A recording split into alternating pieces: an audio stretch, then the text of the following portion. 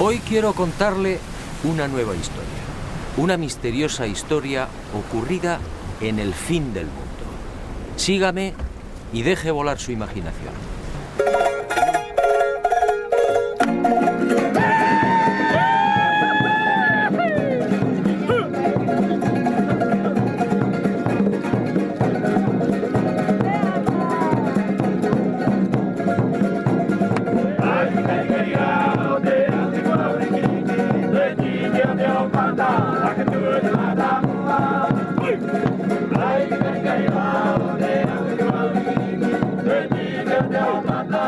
Ocurrió hace mucho tiempo y en mitad del océano. En aquel país vivía un rey sabio y prudente.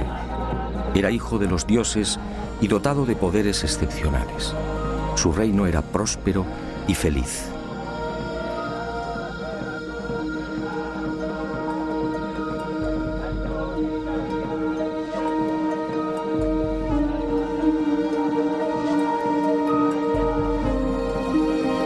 Pero de pronto aquel bello y exuberante lugar se vio amenazado.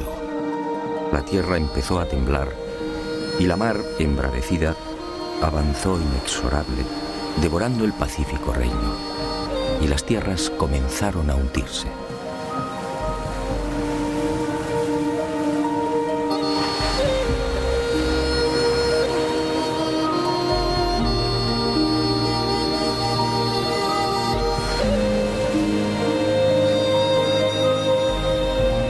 Y el rey solicitó consejo. ¿Qué debía hacer? Uno de sus magos viajó en sueños por el océano y al regresar comunicó al rey que debía partir en dirección al sol.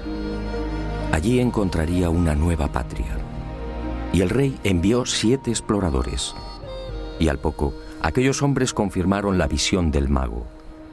El rey entonces se hizo a la mar, y con él todo su pueblo.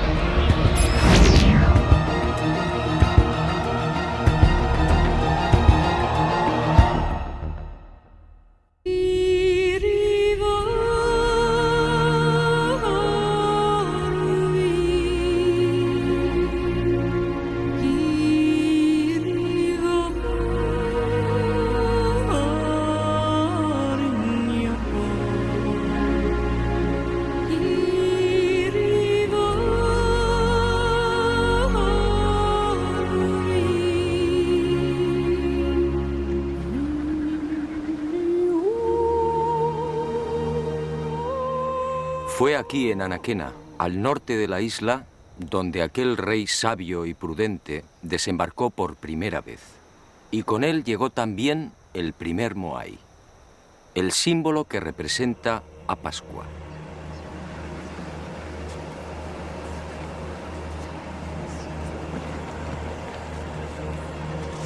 Mucho se ha escrito y difundido sobre estas colosales estatuas y el pueblo que las levantó. Sin embargo, esa amplísima bibliografía, más de 2000 volúmenes, no ha resuelto las grandes incógnitas que envuelven todavía a Tepito o Tejenua, el verdadero nombre de Pascua. el nombre dado a la isla por aquel rey sabio y prudente. Tepito o Tegenua, el ombligo del mundo.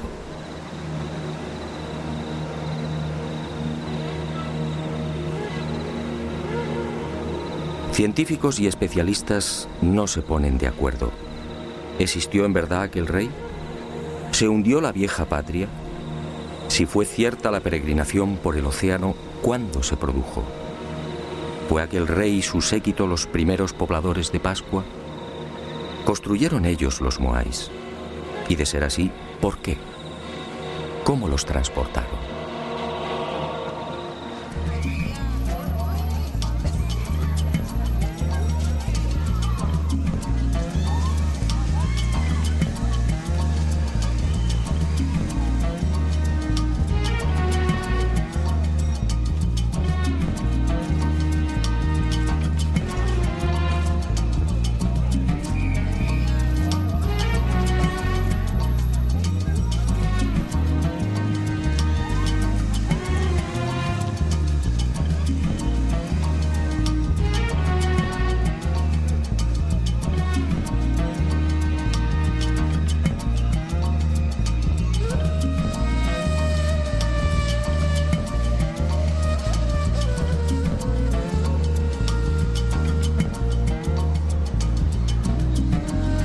En esta mi quinta visita a la isla de Pascua me propuse algo diferente.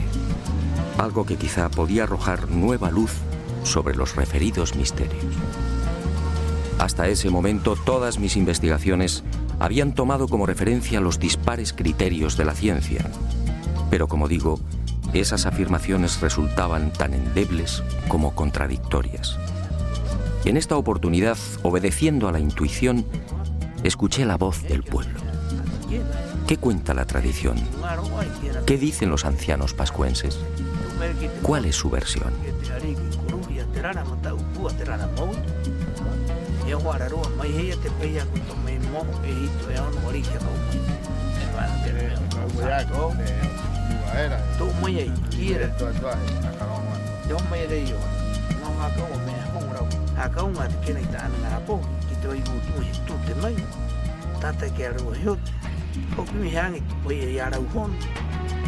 Para los pascuenses o Rapanui, la historia de su pueblo transmitida de padres a hijos no ofrece la menor duda.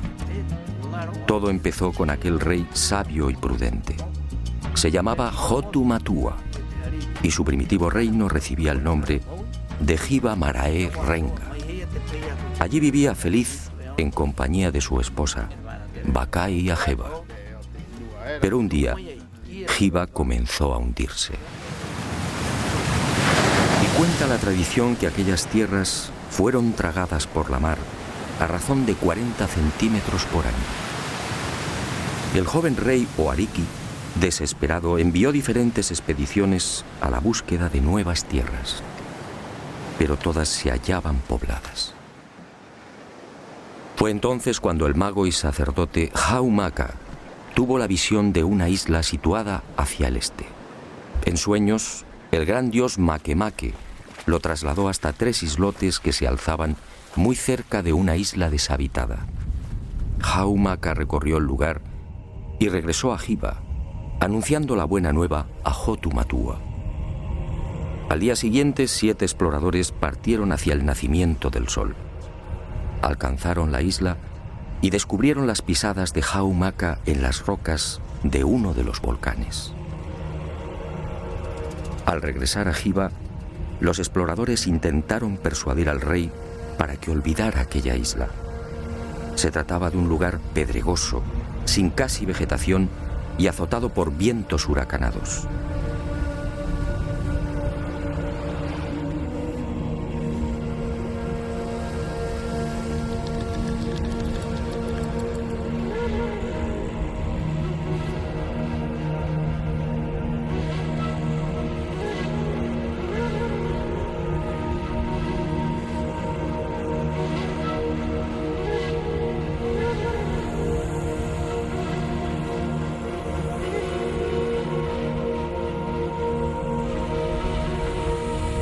Pero Hotu Matua, confiando en su dios, zarpó de Giva en 2 grandes canoas. En una viajaba el rey con 300 hombres seleccionados. En la otra, la reina con las mujeres. Y con ellos, semillas, animales, un moai y la historia de Giva, recogida en 69 tablillas de madera. Unas tablillas grabadas con unos signos que solo podían leer los sacerdotes e iniciados. Era la historia de aquel pueblo y de la lejana patria desaparecida bajo las aguas. Después de no pocas calamidades y tras 66 días de navegación, aquel pueblo avistó al fin la tierra prometida.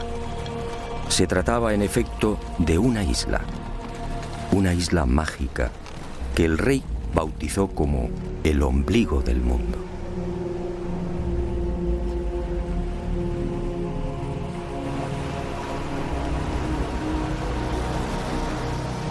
Tras rodearla, el rey y su séquito desembarcaron en una de sus playas. Y con ellos, la caña de azúcar, el plátano, el ñame, el taro, las aves y gallinas.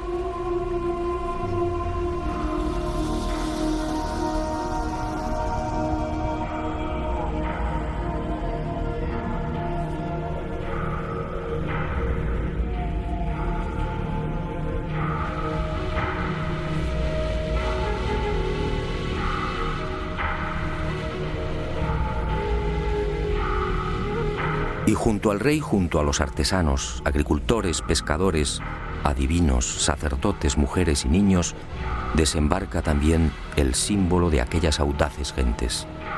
Un símbolo que ha perdurado hasta nuestros días. Un símbolo cargado de misterio.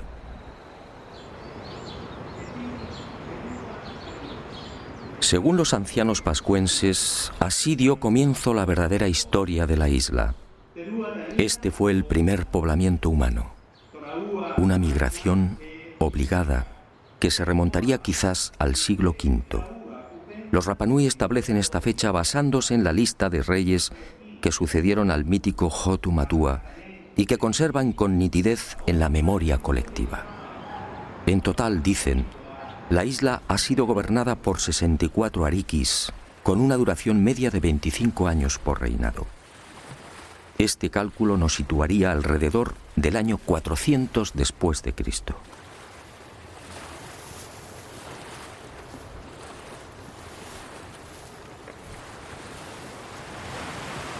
Algunos especialistas, sin embargo, fijan el desembarco de Hotu Matua y los Hanau Momoko o gente delgada en una época más reciente. Sea como fuere, en lo que sí coinciden científicos y Rapanui es en el hecho de que la isla se hallaba despoblada cuando Hotu Matua la pisó por primera vez. Y no es de extrañar, dadas las enormes distancias que la separan de las costas más próximas. De hecho, la única tierra que los pascuenses alcanzan a ver desde su isla es la luna. Hei tātou, aki runga era, ko te manawai, ko te pokouri, ko te pumahore, ahau maka. Kara o te wā e ki te aroe, hua rewa ko akaha, I ananei, ko te hati inga ko he ahau. La siguiente pregunta a los custodios de la tradición Rapanui fue obligada. ¿De dónde se supone que procedía Hotu Matua? ¿Existió realmente el país llamado Giva? Para la mayor parte de los científicos, el hundimiento de esas tierras es pura leyenda. Para los pascuenses, en cambio, Giva Marae Renga fue real. Así lo dice su historia. Y los ancianos cuentan que Giva formaba parte de un gran continente situado hacia el suroeste y a 2 meses largos de navegación. Pero el océano se lo tragó y hoy solo es un lejano recuerdo. Y los Rapanui, agradecidos por el interés de aquel extranjero, fueron a revelarme un secreto que, según ellos, confirmaría lo que habían recibido por tradición oral. Según esta información, en la isla de Pascua existe un punto que señala directamente a Hiva, a la antigua patria. Al oeste de la isla, en efecto, se alza un grupo de moais conocido entre los isleños como los 7 exploradores. Los Rapanui aseguran que fueron levantados en memoria de aquellos 7 audaces súbditos de Hotu Matua, enviados por el rey para confirmar el sueño del mago Haumaka. Curiosamente, son los únicos moais que miran al mar.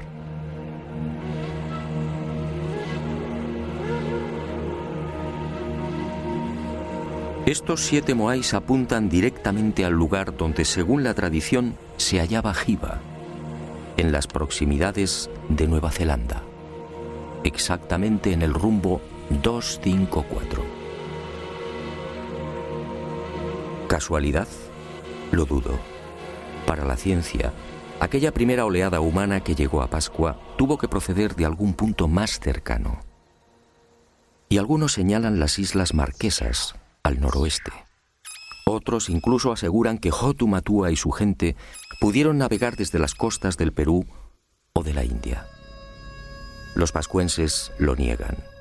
Hiva, dicen, era parte de un continente que ocupaba una gran extensión en el Pacífico Sur. E inevitablemente surge la sombra de otra leyenda. ¿Se refieren los Rapanui a Mu, el legendario continente desaparecido?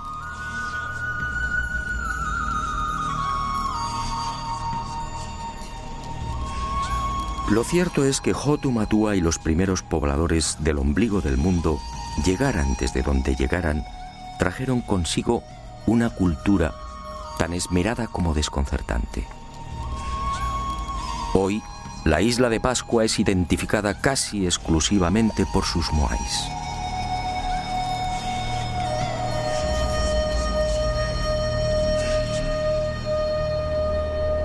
Sin embargo, aquel rey y aquellas gentes delgadas eran portadores también de otros secretos y extraordinarios conocimientos. Una sabiduría incomprensible para aquel remoto siglo V.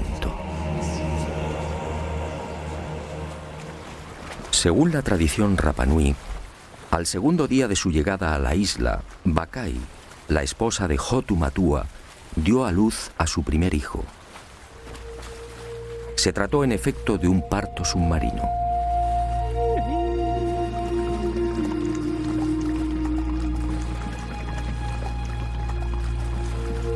Las mujeres se sentaban sobre una piedra rectangular, de forma que el agua las cubriera hasta el pecho. Y así nacían los bebés. Y uno se pregunta, ¿dónde lo aprendieron? ¿Cómo sabían de las ventajas de esta clase de alumbramiento? Fue en la primera mitad del siglo XX y a título experimental cuando algunos países nórdicos se decidieron a practicar el parto submarino y comprobaron que en estas especiales circunstancias tanto la madre como el niño experimentan un menor sufrimiento. Los cambios de presión en el feto son casi inapreciables.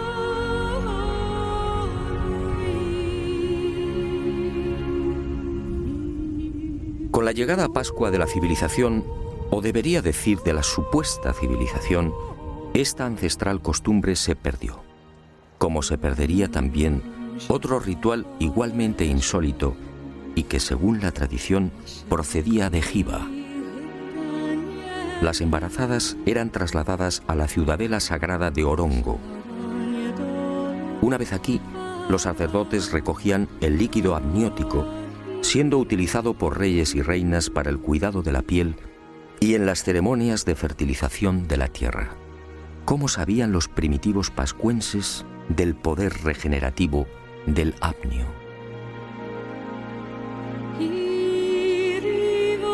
Aquella cultura efectivamente era mucho más sabia de lo que imaginamos. Pascua es una isla de origen volcánico, con un terreno hostil, pedregoso, casi permanentemente azotada por los vientos alisios y con un manto vegetal de apenas 50 centímetros. Y sin embargo, aquel rey sabio y prudente consiguió el milagro. En Pascua floreció la caña de azúcar, el ñame, el plátano, el taro y el camote. ¿Cómo lo lograron? Muy pocos conocen el secreto del rey Hotu Matua. Al llegar a la isla, aquellos primeros pobladores construyeron decenas de invernaderos o manabais como estos. Y he dicho bien, invernaderos.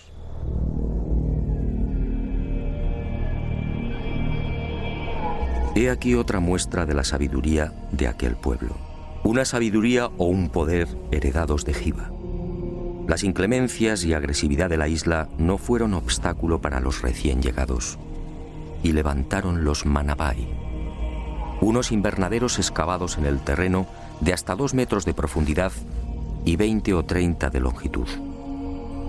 Un lugar que mantiene un especial microclima y que permite el crecimiento de toda suerte de frutos y hortalizas. Un milagro que los científicos no terminan de explicar. Y aunque la ciencia no tiene una respuesta satisfactoria, para los pascuenses, en cambio, la solución es tan simple como familiar. El milagro de los manabai fue consecuencia del poder del mana. El mana era un poder sobrenatural emanado del dios Makemake, una extraña y singular criatura que descendió de los cielos instalándose en la mítica Hiva. Y aquel dios se cruzó con las hijas de los hombres, y de ahí nacieron los viejos héroes y los reyes. Y todos ellos disfrutaron del primitivo poder del dios, el mana. Una historia, por cierto, sobradamente conocida en otras culturas.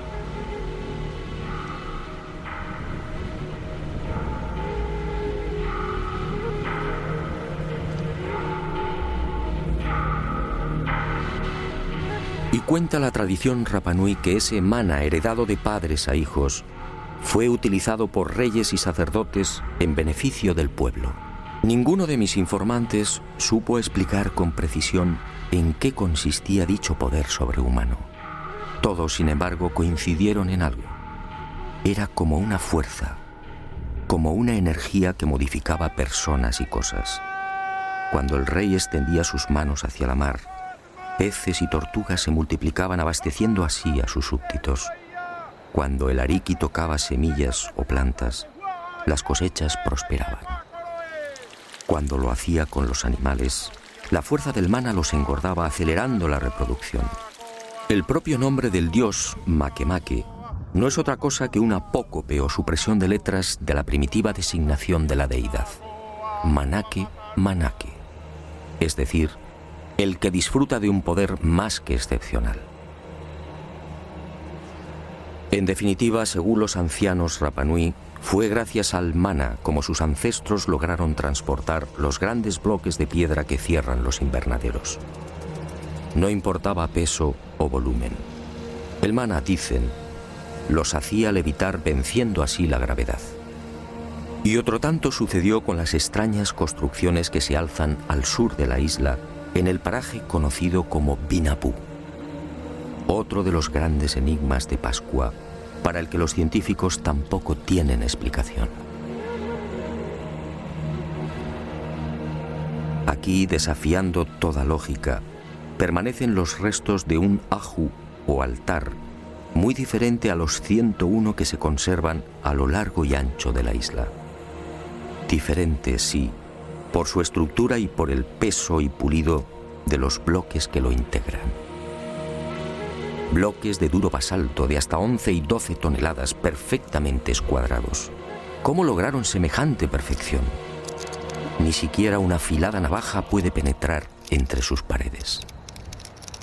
Pero quizá lo que más sorprende de esta construcción es la extraordinaria semejanza con otros muros situados a miles de kilómetros. Sígame y juzgue por sí mismo.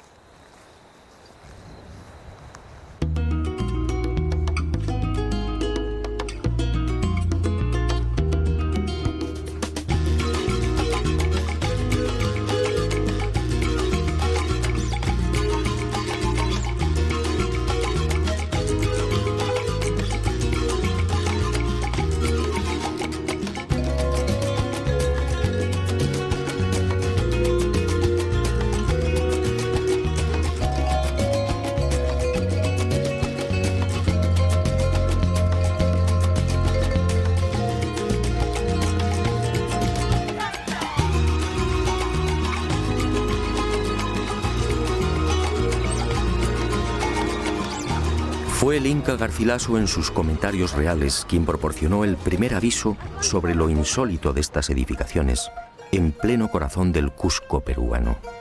Parece como si alguna clase de magia hubiera presidido su construcción. Más parece trabajo de demonios que de seres humanos. Y llevaba razón. ¿Cómo explicar esta piedra de 12 ángulos? ¿Cómo entender el transporte y alzado de estas formidables masas de piedra? ¿Cómo las pulieron? ¿Cómo lograron ese milimétrico encaje idéntico al de Vinapú en la isla de Pascua?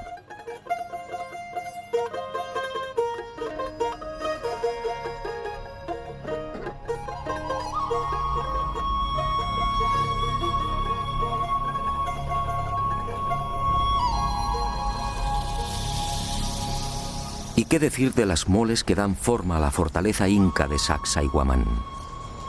Algunos de estos bloques superan los 5 metros y las 130 toneladas de peso.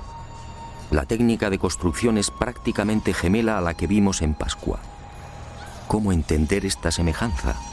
¿Pudieron los incas llegar hasta el ombligo del mundo? ¿Enseñaron a los pascuenses cómo diseñar y levantar estos muros? ¿O fue al revés?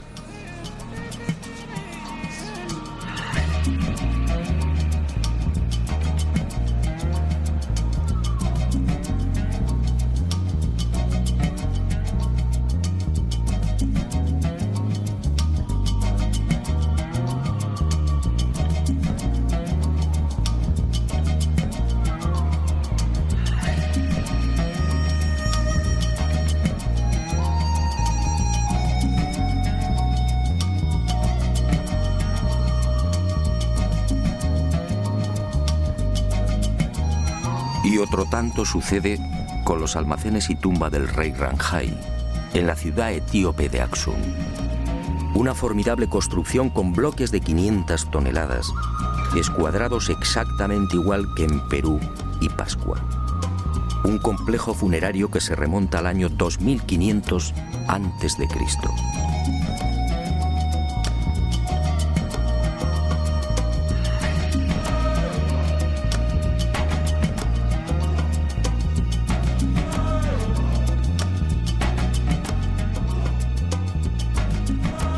Pero la sorpresa y el desconcierto se ven nuevamente superados cuando uno acierta a caminar por la meseta egipcia de Giza. Aquí, en el templo situado al pie de la Esfinge, las increíbles construcciones de Pascua, Perú y Etiopía vuelven a repetirse. Según la arqueología oficial, este templo fue edificado por el faraón Kefren de la cuarta dinastía, es decir, hace 4.500 años. Curiosamente, tanto el diseño como la disposición y el pulido de estos formidables bloques son similares a los de Vinapú, Cusco, Sacsayhuamán y Aksum. Algunas de estas masas de piedra miden y pesan exactamente lo mismo que las de la fortaleza inca o la tumba etíope. Otras, con 9 metros de longitud y 3 de altura, superan las 240 toneladas. La perfección es tal que tampoco aquí es posible introducir la hoja de un cuchillo entre las paredes. ¿Cómo lo hicieron? Nadie tiene una explicación convincente. ¿Navegaron los antiguos egipcios o los etíopes hasta América del Sur y la isla de Pascua? No parece lógico. La distancia entre estos países y el ombligo del mundo es de más de 15.000 kilómetros. Pero entonces, ¿qué ocurrió? Por más que indagué, fue imposible hallar una explicación al enigma de la semejanza entre las construcciones de estas 4 culturas. En Pascua no existe vestigio alguno de las hipotéticas visitas de incas o egipcios. Para los Rapanui, los muros de Vinapú, destinados a sostener un moai de 23 metros, fueron obra de Hotu Matua o de sus inmediatos sucesores. Unos muros, dicen, que se hicieron realidad merced al mana.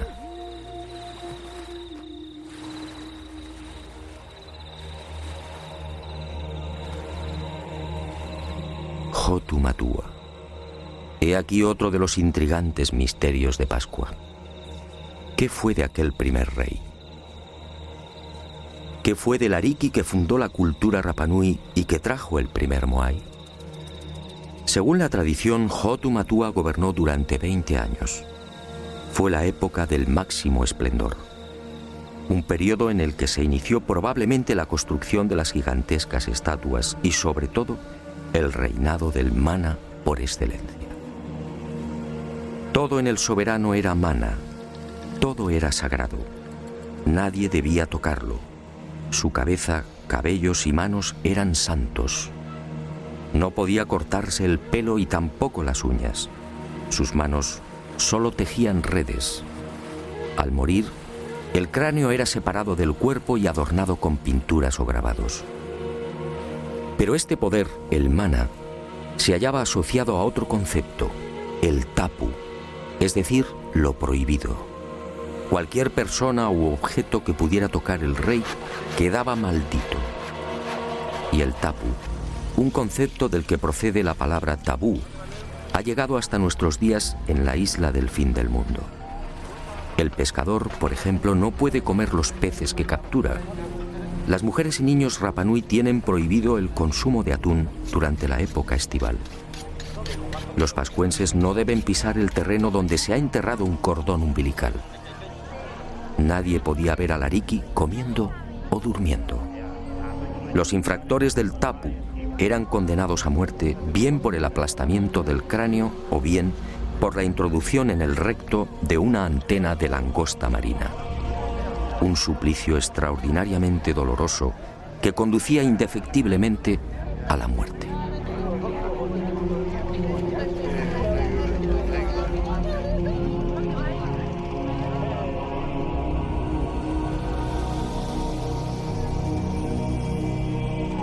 Cuando pregunté por la tumba de Hotu Matua, todos coincidieron. Fue sepultado en Akahanga, al sur de la isla. Un punto equidistante de todas las tribus, y su cabeza, dicen, fue arrojada al mar para que regresara a Hiva. Hoy, este lugar es igualmente sagrado. Los Rapanui, celosos de sus tradiciones, no han marcado la tumba. No desean intromisiones. Nosotros, gracias a una información confidencial de los ancianos Rapanui, conseguimos ubicar el punto exacto donde, al parecer, reposan los restos de Hotu Matua. Pero di mi palabra de no desvelarlo, una palabra igualmente sagrada. Y Hotu Matua trajo consigo la primera estatua de piedra, el primer Moai. En la actualidad, nadie tiene memoria de aquella primitiva pieza. Probablemente fue destruida. Según la arqueología, en Pascua han sido catalogados alrededor de 1000 moais. 400 se hallan enterrados o sumergidos en las aguas que rodean la isla. El resto se alza sobre un total de 101 ajus o altares estratégicamente repartidos por el interior y, sobre todo, por el perímetro costero.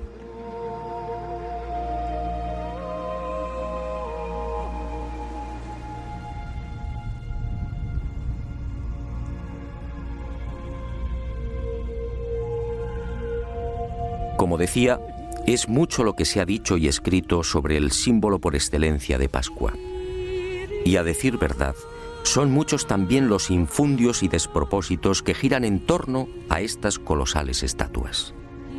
¿Fueron construidas por seres extraterrestres? ¿Fue Hotu Matua y su gente, como ha llegado a difundirse, una perdida expedición de la no menos mítica Atlántida? La verdad probablemente es otra. Los moais encierran aún algunos misterios, pero en mi opinión, nada tienen que ver con seres llegados del espacio.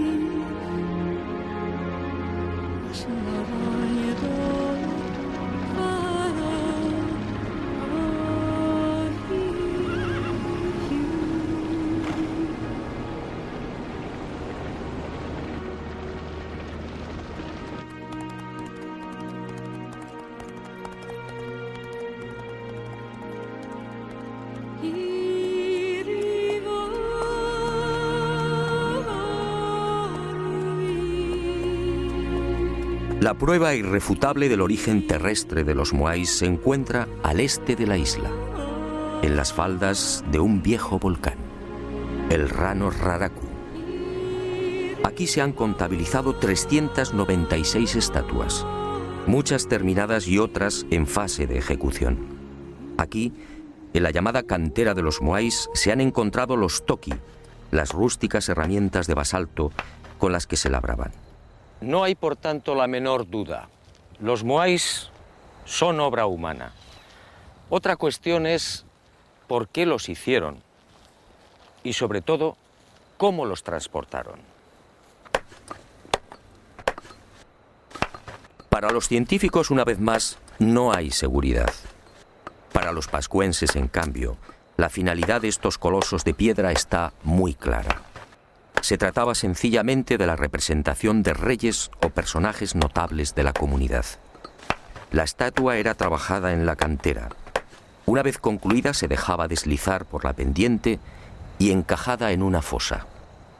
Allí se remataba la espalda y se esperaba a que el propietario falleciera.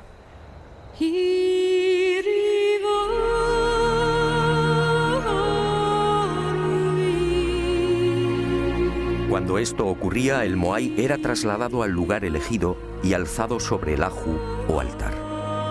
Era entonces cuando los artesanos procedían a la fase culminante.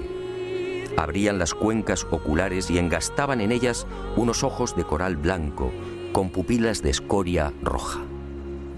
Y esa mirada terrorífica era la señal. El difunto tomaba posesión del moai y su poder, el mana, se difundía a través de dicha mirada. Y el mana alcanzaba así a todos sus súbditos y familiares. Por eso la casi totalidad de las estatuas mira al interior de la isla. Y en ocasiones, según la categoría del difunto, los moais eran adornados también con los pukao, una suerte de moño o sombrero elaborado con escoria roja y que, según los Rapanui, constituía el emblema del nuevo hombre Dios.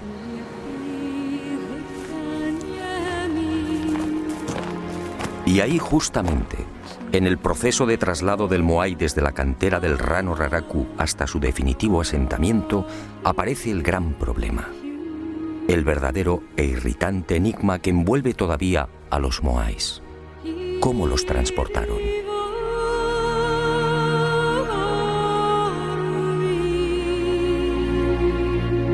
La altura media de los casi 600 moais que pueden contemplarse hoy en la isla oscila alrededor de los 4 metros, con un peso aproximado de 20 a 30 toneladas. Hay excepciones, como en los casos del moai paro, en la costa norte, con casi 10 metros de altura y 85 toneladas de peso. Y el moai, a medio terminar, de la cantera del Rano Raraku. Este coloso de 22 metros de longitud habría llegado a pesar unas 250 toneladas.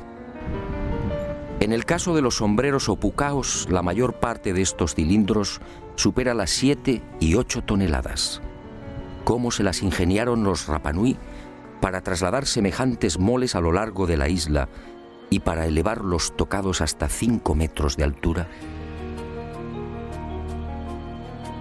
Durante décadas, científicos como Malloy, Schwarzkopf, Thor Heyerdahl y otros se han esforzado por demostrar que el citado transporte de los moais no es en realidad un problema tan arduo o intrigante.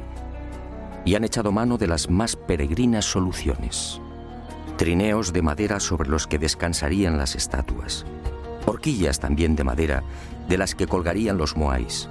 Cuerdas y rodillos y hasta caminos de paja por los que podrían haber sido desplazados los grandes colosos. La verdad es que estas hipótesis no convencen. En algunos casos, ese supuesto arrastre habría exigido cientos, quizá miles de hombres. En otros, el uso de cuerdas o maromas amarradas al cuerpo de las estatuas habría dañado irremisiblemente la palangonita, la frágil piedra volcánica con la que fueron labradas. El ejemplo más claro lo tenemos en el moai de Tongariki. En 1982 fue expuesto en la ciudad japonesa de Osaka. Pues bien, A pesar del exquisito cuidado desplegado en su manipulación y transporte, las sogas lo dejarían marcado para siempre. Y me pregunto, si los antiguos pascuenses se valieron de cuerdas y rodillos para transportar los moais, ¿por qué ninguna de las estatuas presenta las lógicas rozaduras? Pero el gran fallo de cuantos han intentado explicar el traslado de los moais de forma convencional aparece al echar mano de la madera. ¿Rodillos? ¿Trineos? ¿Horquillas? ¿Estructuras en forma de V? Los científicos, al plantear sus hipótesis, dan por hecho que dicha madera era un bien abundante en la isla. Grave error. Los ancianos lo han repetido hasta el aburrimiento. Pero nadie les ha prestado atención. En Pascua, dicen los Rapanui, jamás hubo bosques. Y vulcanólogos y expertos en polen han terminado dándoles la razón.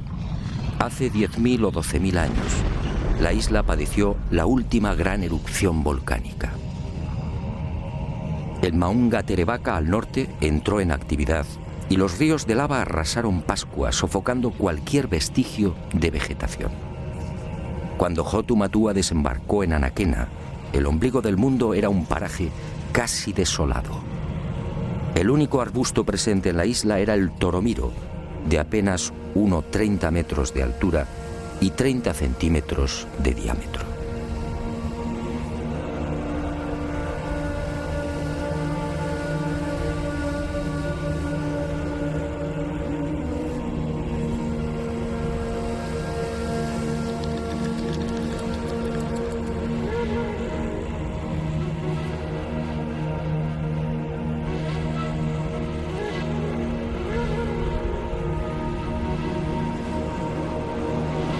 Está claro que los antiguos pascuenses no pudieron trasladar los moais con el auxilio de rodillos de madera porque sencillamente no había madera. Y el enigma aparece de nuevo. Si el toromiro no era suficiente para la elaboración de esos más que supuestos cientos o miles de rodillos, ¿cómo los transportaron? La respuesta de los Rapanui siempre es la misma: con mana. Era el poder más que excepcional del rey o de los sacerdotes el que levantaba las estatuas en la cantera, desplazándolas por el aire. Llegado el momento, cuando el propietario del moai fallecía, el cortejo se ponía en marcha. El ariki utilizaba su mana y el gigante de piedra se alzaba como una pluma, obedeciendo las órdenes del rey o del iniciado de turno.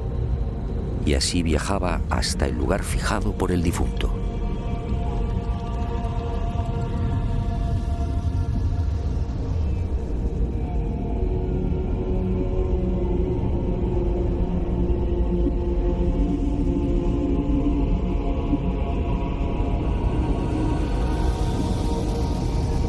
Así, aseguran los ancianos, se salvaban los accidentes geográficos depositando el moai en los ajus más inaccesibles, incluso en los acantilados.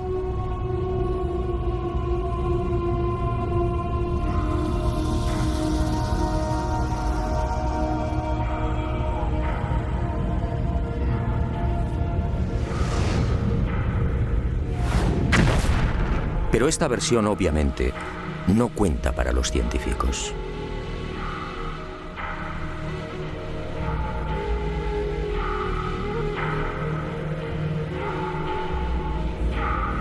La magnífica industria lítica de los pascuenses se prolongaría hasta el siglo XIII. En ese tiempo, como dije, fueron tallados 1 millar de moais. Fue la época dorada de la isla del fin del mundo.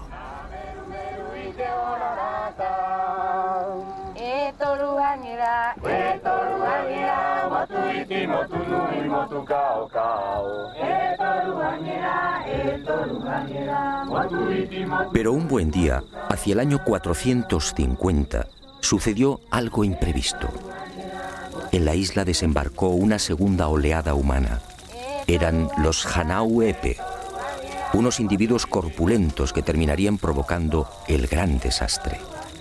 Eran muchos, cuentan los ancianos Rapanui, y se instalaron en el Poike. Y allí vivieron durante siglos. Y los Hanauepe, mal llamados orejas largas, se mezclaron con los primitivos pobladores. Pero en el año 1680 estalló el conflicto. Y unos y otros guerrearon hasta que los invasores fueron exterminados.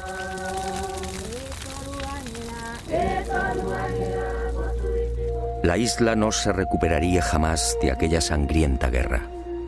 Y poco tiempo después, las rivalidades entre tribus y familias desembocarían en otra catástrofe. Una parte del pueblo se rebeló contra la tiranía del rey, ensañándose con los símbolos del poder, los moais. Y muchas de las estatuas fueron derribadas. Y así han permanecido hasta hoy. Fue el final de los colosos de piedra y del mana. Desde entonces, los moais solo son un recuerdo.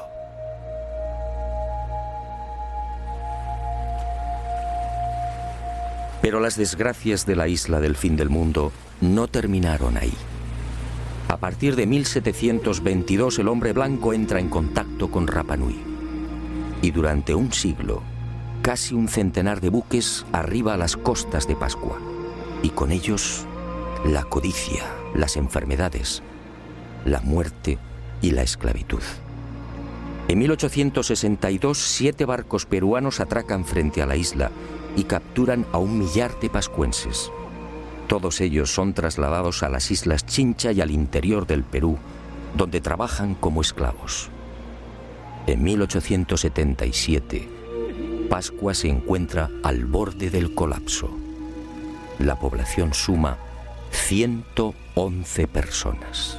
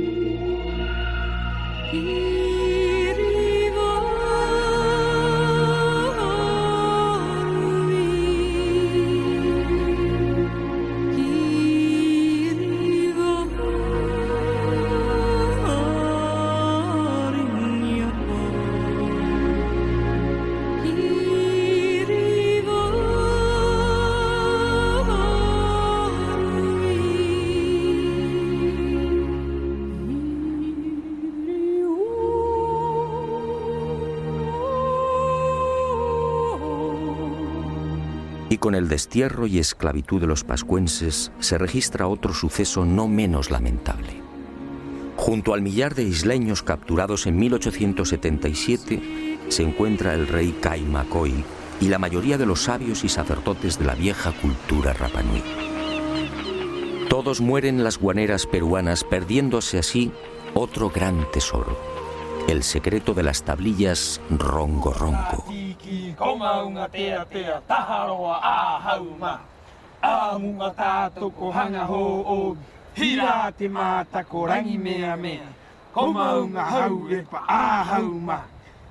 Cuenta la tradición que fue Jotumatua, el ariqui sabio y prudente, el que trajo consigo las 69 tablillas de madera en las que se narraba la historia de Jiva y de su pueblo. Unas tablillas o maderas parlantes, grabadas con 150 signos básicos y con los que podían componerse más de 2000 lecturas. Un formidable tesoro que se perdió con el destierro de los últimos sabios e iniciados Rapa Nui. Hoy solo quedan 24 de estas tablillas repartidas por los más importantes museos del mundo. Su valor es incalculable. Algunas están valoradas en $2 millones. Aquí, sin duda, se explican muchos de los enigmas que todavía envuelven a Pascua. Aquí, según los ancianos Rapa Nui, en estos extraños símbolos se habla también del mana y del singular y poderoso dios Makemake, la criatura que bajó del cielo.